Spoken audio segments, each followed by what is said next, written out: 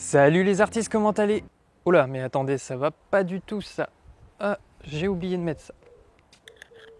Voilà, c'est quand même un peu mieux. Bon, je disais donc, je vous teste aujourd'hui deux filtres de la marque Polar Pro. Je vais vous tester un ND64 PL ainsi qu'un ND1000 PL. Donc c'est à la fois une vidéo de test, mais j'en profite aussi pour vous parler un petit peu de l'intérêt d'utiliser des filtres, pourquoi, comment et dans quelles conditions les utiliser. Avant de commencer la vidéo, je vous invite également à me suivre sur mon compte Instagram, c'est le réseau social où je suis le plus actif et je partage notamment beaucoup de photos des produits que j'utilise. Et quand j'étais à la montagne, j'en ai profité pour faire pas mal de photos en longue exposition, donc vous allez pouvoir retrouver tout ça sur Instagram. Allez, on est parti tout de suite pour le test.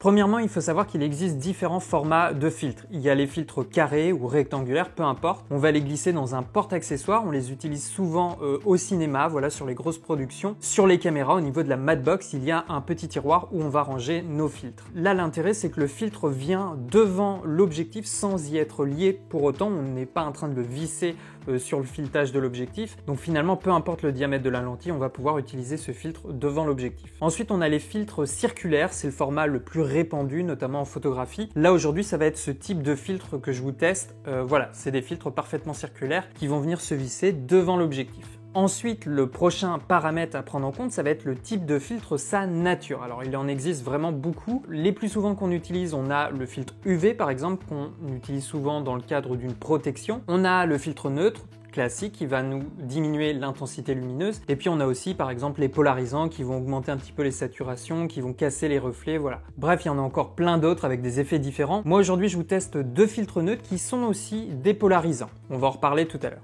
Donc on en arrive justement aux deux produits que je vous teste aujourd'hui. On a un Polar Pro ND64 PL, donc pour polarisant, et puis un ND1000 PL. Voilà, c'est les deux filtres que je vous teste aujourd'hui. Alors la première chose dont j'ai envie de vous parler, on peut difficilement passer à côté, vous le voyez déjà sur ce plan, c'est l'emballage. Il est vraiment superbe. Alors c'est peut-être un petit détail pour vous, mais ça raconte quand même beaucoup de choses, notamment par rapport à l'attention qu'ils appliquent à leurs produits. En dessous du premier emballage, on a encore une très belle couverture avec un effet de reflet qui prend la lumière, c'est très joli. On ouvre et on arrive sur le filtre qui est contenu dans sa petite boîte. Donc ça c'est top, l'ouverture est aimantée donc c'est vraiment très facile à utiliser. Ensuite au fond de la boîte on a un tissu en microfibre de plutôt grande taille. On a un côté blanc et l'autre avec une photo imprimée, c'est assez sympathique. Ensuite on a une autre pochette de transport qui est moins rigide que l'autre, elle est quand même plutôt épaisse. Donc cette pochette elle est plutôt faite pour transporter le filtre à nu, voilà, c'est encore une autre possibilité de transport. Et puis enfin on a une petite carte avec un sticker, un tissu nettoyage et puis un petit guide du fonctionnement des filtres. Le filtre en lui-même, vous le voyez, il est très visuel avec son liseré doré. La série Quartz présente trois caractéristiques idéales pour un filtre. On a un faible indice de réflexion, très peu de surface réfléchissante et puis une forte résistance aux écarts de température. En tout cas voilà, la conception du Polar Pro est très belle, il tient bien en main, il est également denté de manière à ce que nos doigts agrippent en toute sécurité le produit et ne le laissent pas tomber. Là c'est un filtre neutre mais il fait également office de polarisant. Quand je tourne la bague, vous le voyez, ça joue sur la polarisation. Alors le polarisant, ça va être très utile pour diminuer certaines surfaces réfléchissantes. La plus commune, c'est l'eau. Ça va nous prévenir déjà des surexpositions et puis ça fait ressortir également un petit peu la saturation des paysages. Ensuite, là, les filtres que je vous teste, c'est avant tout des filtres neutres. Donc il existe différentes densités de filtres. Dans leur série Quartz, ils ont du ND8, ça représente 3 diaphes, du ND16 pour 4 diaphes, du ND64 pour 6 diaphes ou encore du ND1000 pour 10 diaphes. Moi, là, je vous teste les deux derniers. D'ailleurs, sur ce plan, tu peux déjà voir un petit peu l'effet du polarisant. Sur le dessus de la boîte, voilà, on a la possibilité de casser la réflexion. Alors maintenant, à quoi ça sert un filtre neutre? Eh bien, ça peut être très intéressant aussi bien en photo que en vidéo. En photo, ça va nous permettre de réduire le temps de pause. Je ne sais pas si vous avez déjà fait des photos en longue exposition, mais on peut obtenir des effets très intéressants. Le souci, c'est que quand on utilise un temps de pause de 1 à 10 secondes, voire plus, ça augmente drastiquement l'exposition de plusieurs diaphes. Alors en soirée, voire de nuit, eh bien pas de souci, c'est même quasiment indispensable d'avoir un temps de pause très long. Mais par contre, en journée, en plein soleil, là, vous pouvez être sûr que l'image sera complètement surexposée. On n'aura aucune information sur le capteur. Alors vous pourriez me dire, oui, mais Benjamin, on a aussi l'ouverture et les ISO pour compenser l'exposition. Oui, mais si vous avez déjà fait le test d'une longue exposition en pleine journée en extérieur, rien que 2-3 secondes, même un diaph complètement fermé et ISO 100, ça ne suffit pas, voilà, à avoir une exposition correcte. D'où l'intérêt d'utiliser un filtre à densité. Alors un filtre ND8, ça serait pas assez pour faire une longue exposition, mais à partir d'un ND64 voire ND1000, ça va être vraiment la densité optimale pour de la longue exposition en extérieur. Ça va nous permettre de faire une photo en plusieurs secondes et d'obtenir cet effet qu'on aime tant. Alors justement, j'ai pu vous tester les filtres et faire de la longue exposition en montagne. Je savais qu'il allait y avoir des lacs et des cascades, donc j'ai pu vous tester tout ça. Vous avez là une photo sans filtre avec une vitesse d'obturation rapide et maintenant la même photo avec un temps de pause de quelques secondes. Donc ça nous permet d'avoir un effet très esthétique, par exemple d'eau fluide. Ça rajoute une douceur à l'image, ça fonctionne très bien avec l'eau, c'est très joli. Et puis évidemment avec les cascades, les torrents, c'est l'idéal si vous voulez avoir ce filet d'eau totalement fluide, c'est très esthétique. Et voilà, pour faire ce genre de choses, il faut une longue exposition et donc un filtre à densité neutre. Maintenant, ça permet également de faire des timelapses avec un long temps de pause. Comme vous pouvez le voir, les déplacements sont super doux. Si vous avez des personnes en plus des touristes sur votre photo, ça peut être une manière également de les faire disparaître ou de les rendre quasiment insignifiants. Et voilà, vous le voyez, ce timelapse avec l'eau, c'est juste incroyablement beau. Je sais pas vous, mais moi, je trouve ça vraiment stupéfiant. Je vous montre maintenant quelques plans de paysages sans filtre et avec filtre polarisant. Vous voyez la différence, on a des couleurs un peu plus vives et moins de réflexion. Regardez également ce plan vidéo, je vous tourne le Pola sur l'objectif.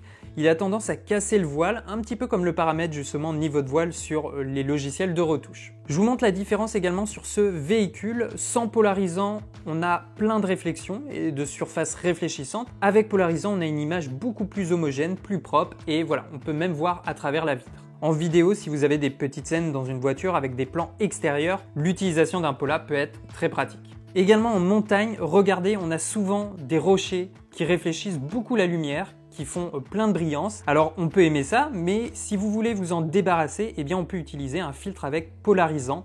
Et là encore, c'est radical, ça élimine les réflexions pour concentrer finalement le regard sur le sujet principal. Maintenant, il faut savoir qu'il existe également des filtres neutres gradués. Alors vous en avez certainement entendu parler. En fait, c'est très simple. On a tout simplement un effet de densité uniquement sur la moitié d'un filtre. Et donc vous me voyez venir, dans quelles conditions on pourrait avoir besoin de baisser l'intensité lumineuse uniquement sur une partie de l'image. Et bien souvent avec les scènes contrastées où on a un horizon assez lumineux. Donc je pense évidemment au coucher de soleil. Vous, avec votre boîtier, vous exposez pour la partie terrestre et le filtre gradué, lui, il va ajuster l'exposition pour la partie supérieure du ciel, du coucher de soleil. Et donc tout de suite, on a une image qu'on pourrait appeler HDR avec une plage dynamique très très large. Et évidemment, ça limite le temps en post-production. On n'a quasiment pas besoin de retoucher l'image. Elle est tout de suite prête à diffusion. Ok, maintenant avant de passer à la partie vidéo, je vous montre des photos que j'ai prises avec ces filtres Polar Pro.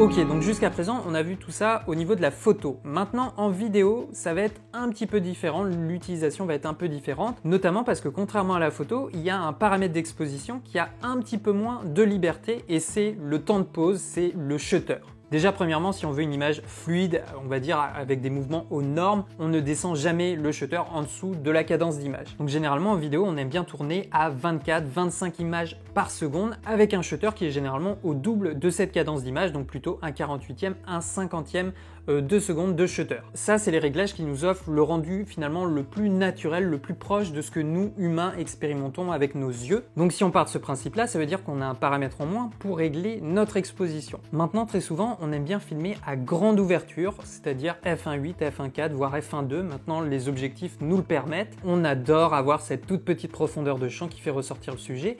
Maintenant en extérieur, en plein soleil, si vous utilisez une ouverture de f1.2, f1.4, f1.8, voire même f2.8, forcément avec un shutter d'un 50e, vous aurez une image surexposée, c'est certain. Donc la solution, c'est d'utiliser un filtre à densité neutre. On a besoin de perdre des diaphes pour conserver notre temps de pause à 1/50e. Imaginez un reportage, une interview, une vidéo de mariage en extérieur, et bien avec un filtre, vous allez pouvoir filmer à f1.4, f1.2 si vous le souhaitez, tout en maintenant ce flou cinétique naturel. Alors regardez, sur ce plan, j'ai demandé à ma sœur d'agiter les bras. J'ai fait un plan sans filtre neutre et un plan avec. Alors c'est super visible, vous le voyez, j'ai même pas besoin de vous dire lequel est lequel. Sur ce plan, je veux une grande ouverture, mais comme on est en extérieur en plein soleil, je suis obligé d'augmenter le shutter. Donc si je fais pause sur la vidéo, à chaque image, le bras en mouvement est parfaitement figé, ce qui est pas naturel du tout. En tout cas par rapport toujours à notre vision. Maintenant sur l'autre plan, j'ai utilisé un filtre Polar Pro ND64, donc qui nous enlève 6 diaphes, je vous rappelle. J'ai toujours un diaph très ouvert, mais cette fois, le filtre me permet de laisser mon shutter à 1/50e, 1/60e de seconde, ce qui me donne un flou cinétique beaucoup plus naturel. Et si je fais pause sur l'image, cette fois-ci, eh bien le bras est bien en mouvement. On a un petit peu de flou et c'est beaucoup plus réaliste. Je tiens à vous rappeler quand même qu'il n'y a pas de règles et s'il y en a, elles sont faites pour être brisées. Ça arrive plusieurs fois, par exemple au cinéma, qu'un chef opérateur décide volontairement de laisser un shutter élevé parce que ça correspond à l'intention de la scène, que ça accompagne le caractère, l'émotion d'un personnage ou encore que ça renforce, accentue une action. Donc évidemment, c'est lié à l'intention. Et puis après, tout comme pour la photo, le polarisant nous permet d'augmenter certaines saturations et de casser un petit peu les reflets parasites, certaines réflexions. Alors là, je viens de vous parler de filtres circulaires classiques pour les objectifs, voilà, on va dire grand public, mais maintenant il y a des filtres absolument pour tout. On a des filtres pour les drones, on a des filtres pour les caméras d'action. Maintenant, on a vu que c'est des filtres qu'on vient visser devant l'objectif, il faut donc respecter le diamètre de votre lentille.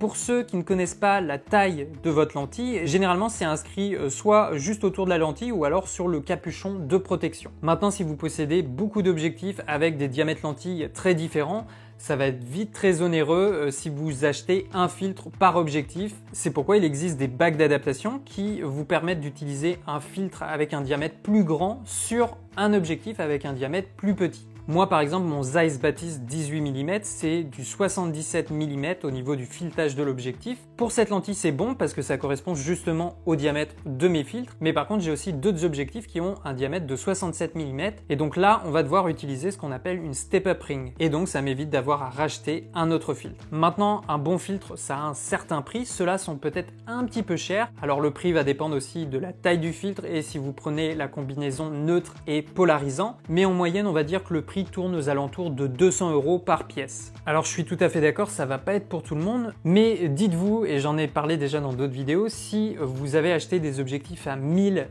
2000 €, voire plus, c'est un petit peu dommage d'utiliser seulement un filtre à 20, 40 €. Alors c'est pas forcément lié au prix, mais généralement ces filtres ont un verre qui est pas forcément de très bonne qualité. Il va faire perdre en précision à votre objectif et souvent il va pas restituer très bien les couleurs et va vous rajouter des teintes qui sont pas forcément celles de votre scène. Donc c'est pour ça que la plupart du temps, eh bien, il faut compter bien au moins 100 € pour avoir un bon filtre.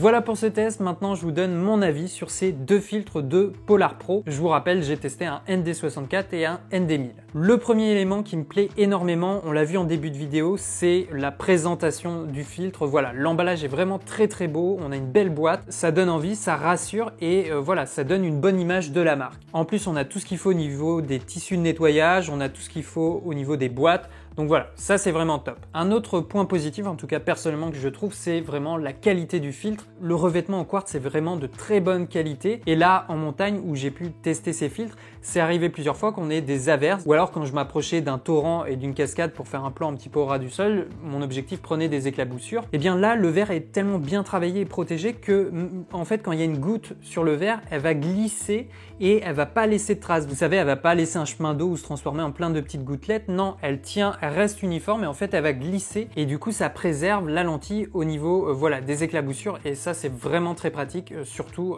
dans ces conditions-là. Ensuite, eh bien, sa fonction, on l'a vu, c'est à la fois un filtre neutre et un filtre polarisant. Donc ça c'est pratique, on a deux filtres en un, on peut dire ça. Et tout de suite, si je veux faire ressortir un petit peu de mon ciel, si je veux casser des reflets, voir la transparence d'un lac, eh bien je peux tourner mon filtre et faire agir la polarisation. Alors oui, c'est un peu cher, on vient d'en parler, mais moi personnellement, je commence à investir dans des objectifs qui sont beaucoup plus onéreux et ça me rassure beaucoup plus d'avoir un filtre de bonne qualité et avoir un filtre qui va pas me faire baisser en précision, en piqué d'image, qui va pas me faire baisser en contraste, qui va pas me changer mes couleurs, mes teintes. Voilà, c'est très important et voilà, ça rassure d'avoir un filtre de bonne qualité. Donc voilà, je suis quand même assez content de ces filtres. Si c'est des choses qui vous intéressent, pensez quand même d'abord à l'utilité que vous allez pouvoir en faire parce que voilà, il faut quand même bien réfléchir à la densité du filtre. Un ND1000 par exemple, ça va s'utiliser quasiment uniquement pour de la longue exposition. On va pas pouvoir l'utiliser juste pour descendre le shutter parce que voilà, 10 diaph en moins, ça va être quand même trop. Et puis le ND64, lui, en vidéo, il va nous permettre de conserver un shutter aux alentours d'un 50e. Mais pour faire de la photo en longue exposition, ça va être un petit peu juste. À moins que vous ne soyez pas en plein soleil dehors, là vous allez peut-être pouvoir avoir un temps d'exposition de 1 à 2 secondes maximum. Et puis également, si vous avez plusieurs objectifs, je vous conseille de regarder voilà, l'objectif qui a le plus gros diamètre et de prendre un filtre voilà, pour ce diamètre et puis ensuite d'utiliser les step-up rings pour équiper vos autres objectifs. Voilà pour cette vidéo qui était à la fois un test des filtres Polar Pro et en même temps une sorte de petit tuto sur l'utilisation de filtres et l'intérêt que ça peut avoir. J'espère que ça vous a plu, je vous attends dans les commentaires. Vous connaissez évidemment la routine de soutien qui est toujours extrêmement importante pour la chaîne et pour mon activité. Je vous invite également à me suivre sur Instagram, c'est le réseau social que j'utilise le plus. Je partage beaucoup de photos qui sont pas forcément dans les vidéos et c'est des photos justement en lien avec le matériel que j'ai testé sur la chaîne. Et puis n'hésitez pas si vous avez des questions, partagez vos photos, j'essaye voilà, dès que j'ai un petit moment d'y répondre. Ici derrière la caméra, ciao les artistes.